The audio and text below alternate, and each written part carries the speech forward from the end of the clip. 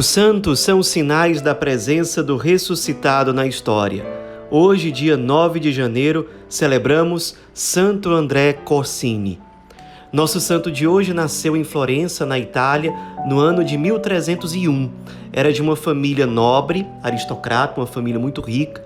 Ele foi muito desejado pelos pais, acabou se tornando filho único. Os pais tinham muito desejo de ter um filho, eram muito piedosos, costumavam ser muito generosos na esmola para os pobres. Enfim, eram católicos verdadeiros, autênticos. Mas eles, depois que casaram, ficaram na expectativa de ter um filho que não acontecia. Então, eles passaram a intensificar a oração, pedindo a Deus essa graça, especialmente recorriam muito à Virgem Maria, pedindo o dom de um filho, e prometeram à Virgem Maria que se eles tivessem um filho, que ele seria consagrado inteiramente a Deus. Eles entregariam o filho para a vontade de Deus, para aquilo que Deus quisesse. A mãe dele acabou ficando grávida e eles, claro, ficaram muito felizes com isso. E na noite anterior ao nascimento de Santo André Corsini, ela teve um sonho de que dava à luz a um lobo. Mas no sonho ficava claro que aquele lobo se transformaria ao longo do tempo em cordeiro. Aquilo ficou guardado no coração dela. Ela teve Santo André Corsini. Ele era muito inteligente, mas ele não era muito virtuoso. Ele vivia certas imoralidades, criava muita confusão, arrumava briga, e isso fazia especialmente com que a mãe dele sofresse muito. Quando ele tinha 17 anos de idade, a mãe o chamou para conversar, disse a ele o sonho que ela havia tido na véspera do nascimento de Santo André Corsini, disse a ele a iniciativa dos pais de consagrar o filho totalmente à Virgem Maria e à vontade de Deus. E tudo aquilo que ela falou para ele tocou muito fundo no coração dele, de Santo André. Ele saiu realmente muito mexido daquela conversa e a partir daí se desenvolveu, acima de tudo, uma devoção muito filial e muito intensa à Virgem Maria. Ele, inclusive, chegou a se referir a ela com as seguintes palavras: "Posto que sou todo teu, ó Virgem, te servirei fielmente dia e noite, mas tu roga a teu piedosíssimo Filho, a fim de que se digne a perdoar os pecados de minha juventude e adolescência. Em troca, me esforçarei em agradar a ti e a teu Filho, tanto mais quanto os tiver ofendido no passado." A partir daí, ele viveu um processo muito profundo de conversão.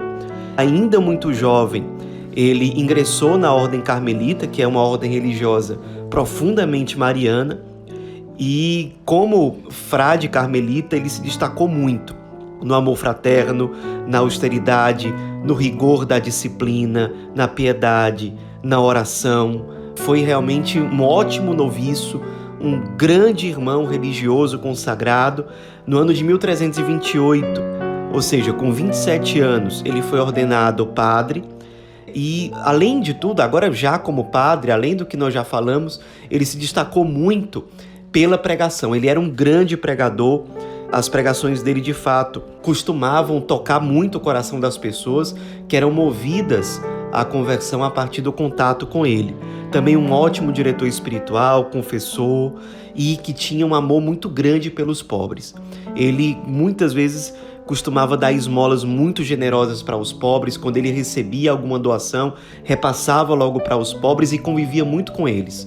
Ele costumava, todas as quintas-feiras, lembrando a Quinta-feira Santa, ele fazia um momento de lava-pés com os pobres. E às vezes os pobres tinham receio de mostrar os pés para ele, porque às vezes os pés estavam muito feridos. E os irmãos tinham vergonha de mostrar, e ele mesmo assim fazia questão de acolher, de mostrar que aquele irmão era realmente muito amado. Às vezes fazia questão de beijar os pés dos irmãos acolhidos.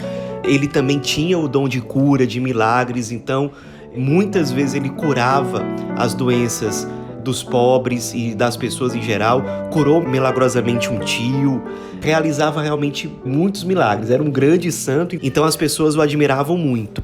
Ele acabou se tornando provincial, carmelita, se destacou muito como provincial, especialmente pela disciplina, pelo culto da pobreza, pelo cultivo da oração que ele intensificou ao se tornar provincial, pela profunda observância da regra religiosa carmelita, pelo interesse, pelo zelo na formação dos jovens, formando os carmelitas segundo o carisma carmelita, para que realmente a ordem, os irmãos que estavam sob os cuidados dele, vivessem profundamente a espiritualidade carmelita. Também é conhecido o episódio quando uma peste invadiu a cidade de Florença e ele, de forma muito heróica, saiu pelas ruas para cuidar das pessoas, para cuidar dos doentes, especialmente dos pobres que estavam abandonados nas ruas.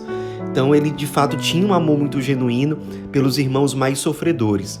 No ano de 1349, o Papa da época, o Papa Urbano V, chamou Santo André Corsini para ser bispo de Fiesole, na Itália, uma diocese que ficava perto de Florença. Santo André não quis aceitar de jeito nenhum, fugiu, se escondeu, até que ele foi encontrado no esconderijo onde ele estava por uma criança de 6 anos de idade.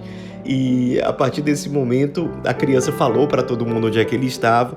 Ele acabou, no fim das contas, aceitando o chamado do Santo Padre, se tornou bispo daquela diocese e, como bispo, foi um grande pai. Era assim que as pessoas o viam. Muito marcado pela bondade, pela sabedoria.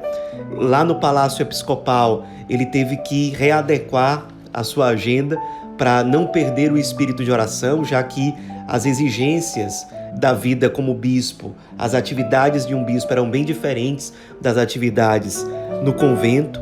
Então, lá no Palácio Episcopal, ele reservou uma cela onde ele dormia numa cama de ramos muito simples e onde ele passava longas horas à noite fazendo oração.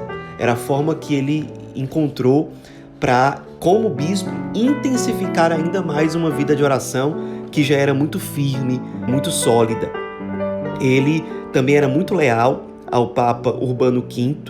Muitas vezes o Papa o enviava em missão para resolver conflitos em certas regiões da Itália, para apaziguar queixas dos fiéis, para visitar mosteiros que estavam relaxados e reanimar, exortar, corrigir esses mosteiros.